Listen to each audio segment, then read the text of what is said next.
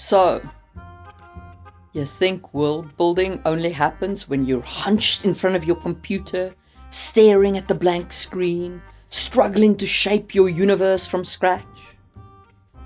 Think again. The truth is, the most compelling, unforgettable fantasy worlds aren't born from encyclopedic knowledge or clever plots. They come from observation, from curiosity, from the habit of seeing the extraordinary inside of the ordinary. Today, I want to show you how to break free from creative blocks and how to start finding powerful, story-ready lore in the places you least expect, from the uneven sidewalk of your commute to the cracked tile in your kitchen. So let's get cracking and train your eyes, your ears, and your imagination to become a lore hunter.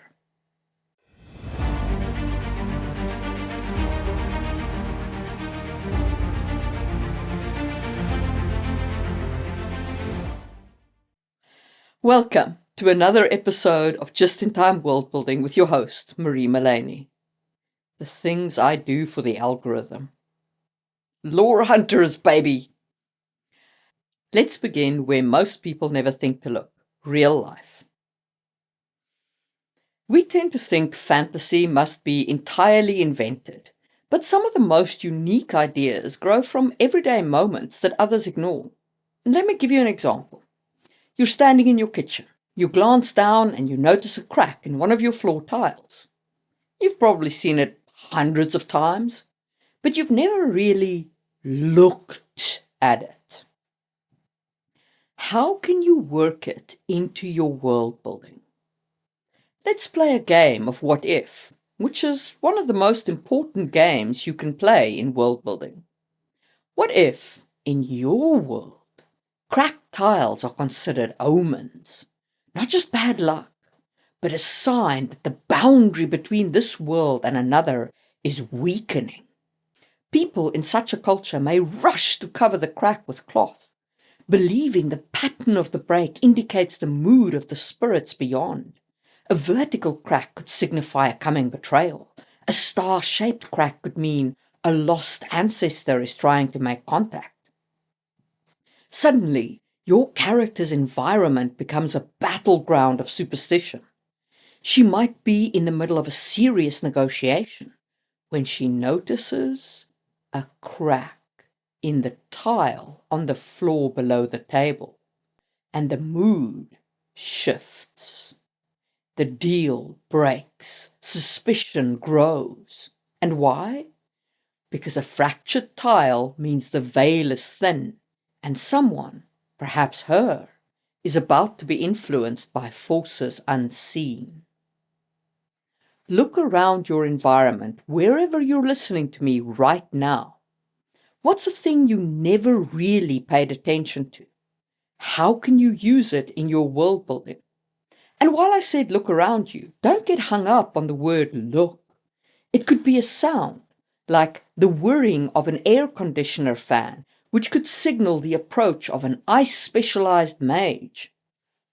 Or a smell, like the scent of vinegar, could be a side effect of someone casting a healing spell. All of these elements add texture to your world with really small details, but they have a big impact. All right, so that's using these elements to add texture. But how do you spot them in the first place? And how do you build out that texture? Let's talk about the art of observation. The first step is changing how you see. Generally speaking, we don't really observe the world. We kind of skim it. We see the bench, the trash can, the parked cars. But we don't wonder about their stories. But when you train yourself to observe, not just to see, everything becomes material. And let's go with an example again. Let's say you walk past an old wooden bench. You could describe such a bench as being weathered. But that's not world building. That's just describing the scenery. Instead ask, why is the bench weathered? Why hasn't it been maintained? Is it because there's no money for maintenance? Or because the people who once lived here have moved on? The bench might have been built by a temple which fell into disrepair after it lost its congregation, and all that remains is this dusty bench. Or it could have been built in memory of someone who died, but the person who built it also died, leaving behind just a bench and a plaque too worn to be read. At that point, the bench is not just scenery. Instead, it's memory of the past of your world built into your setting. It tells us about a world. It tells us about a world that once worshipped something it now neglects, or the death of a noble line whose last member mourned their beloved on this bench. Or take the smell of rain. We all know that fresh, earthy scent that comes before a storm, petrichor. In your world, maybe that smell isn't just nature's perfume. Maybe it's the scent of magic returning to the soil after a long drought. In drought years, the absence of that smell signals the land has gone spiritually sterile. And when a new leader is crowned, the smell returns for the first time in a generation. It's not just rain, it's a miracle. So when you're noticing something in our world, when a sound skims past your ears, or you lift your head to pull in the scent of flowers, think not just about the thing that you're noticing, but also about why it's in the state that it is in, and how you can apply that to your world.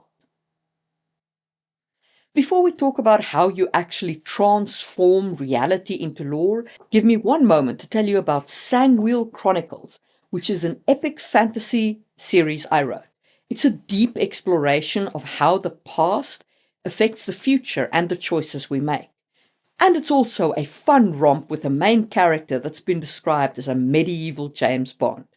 This edition has swanky new covers and interior art, all human drawn, and you can buy the ebooks and the audiobooks DRM free on my website. The physical books as well, if I finish setting them up. Otherwise, the physical books are available with all major online retailers. Links to all of that down below. Alrighty. With that, back to how to transform reality into lore. Choose any object around you. A coffee cup, a pencil, a light switch. Now ask yourself, where did it come from? What makes up its component parts? What makes up the raw resources that goes into those component parts? Who mined those resources? And who made the eventual final product? Is there a maker symbol on the cup? What about the contents of the cup? I just checked my mug and it's got Twinings green tea in it, which is a London-based company. But the tea is packed in Poland. And the mug is an IKEA mug, which is a Swedish company. But the mug itself was made in Thailand. Funny old world, isn't it? But what about your world? Do you have coffee mugs? What goes into them? How were they made? What rituals, industries, or taboos surround them? Maybe in your world, coffee isn't just a beverage. It's part of a ritual in which the liquid reveals omens in the steam. Baristas are trained not just in brewing, but in interpreting fate. That could make a chipped mug forbidden because a damaged vessel could distort the omen, leading to false prophecies. Maybe your main character brings her own cup everywhere. She won't drink from anything else. And when it cracks mid-scene, she panics. Not because she's lost the cup, but because she's lost her link to truth. This might sound like a silly example, but it serves the point, I think. You don't need to invent lore from thin air. Just look around you, break the real world into its component parts, and ask what those parts could mean in a culture or a religion or a tradition, then build outwards from there. Now, a simple fact is, the more knowledge you have, the easier it is to world build. So, let's talk about continuous research. Now, by research, I don't mean textbooks, although they could certainly play their part. I mean things like natural history documentaries, obscure podcasts about extinct languages, books about forgotten traditions, or even just reading the labels that tell you where things come from, as I do out of curiosity on all my food labels. Every one of these gives you the raw ingredients for original lore. For example, from nature, you might learn how bioluminescence works, and you can then reimagine it as the way that magic flows through tree veins. Or from anthropology, you might learn how oral traditions preserve history without writing. And that could become the basis for a culture in your world where songs are law, and to forget a melody is to lose the past. Or from history, you could learn how Mao Zedong visited Stalin and gave him a birthday gift on his 70th birthday, and how that act averted a war years later because Stalin liked Mao personally, and so refused to invade Mongolia and take it from China. So you could use that as a template for how a seemingly minor character's actions prevent a civil war in your world. Anthropology in particular is rich. Even though it's rarely explored in visual media, books on how cultures form kinship systems, taboos, or rites of passage are incredible world-building tools. If you want your fantasy world to feel alive, curate your information feed to fuel your curiosity. Okay, now let's get practical and build out a toolkit. You're out in the world. Inspiration strikes. But your brain is like a sieve. You're not going to remember this stuff. So here is how I recommend you keep track of your lore hunting. 1. Your phone is your assistant. Snap photos of interesting objects, strange signs, or public art that doesn't make sense at first glance. Take a voice memo when you hear a strange phrase in a conversation or see a surreal moment. 2. Keep a lore log. This can be a notes app, it can be a bullet journal that you carry with it can be a spreadsheet on your laptop, whatever works with your creative process. Each entry in that log is a spark. I overheard a kid ask, Mom, why trees don't cry? Well, that's a myth waiting to happen. Twist the news. When you see a viral story, ask how such a story would manifest in your world. A trend of people talking to AI chatbots could become a new religious sect that believes spirits inhabit inanimate objects. Suddenly, your world has a controversial belief system that's growing in power, and one no one can prove wrong. All this isn't just a trick, it's practice. You build the habit of lore discovery in the same way you build muscle, with repetition. When you fold laundry, ask yourself, who does this in your world? Is it sacred, forbidden, done communally? When you stand in a line at the post office, look around and think, are these strangers representative of guilds and clans waiting to perform ritual exchanges? Who would deliver post in your world? Every moment is an opportunity. And if you do this, all of your little observations, the cracked tile, the dusty bench, the whisper in the podcast, they start to link together. You will form a world that isn't just consistent, but resonant, because it's built on the same details that make our world so beautifully strange.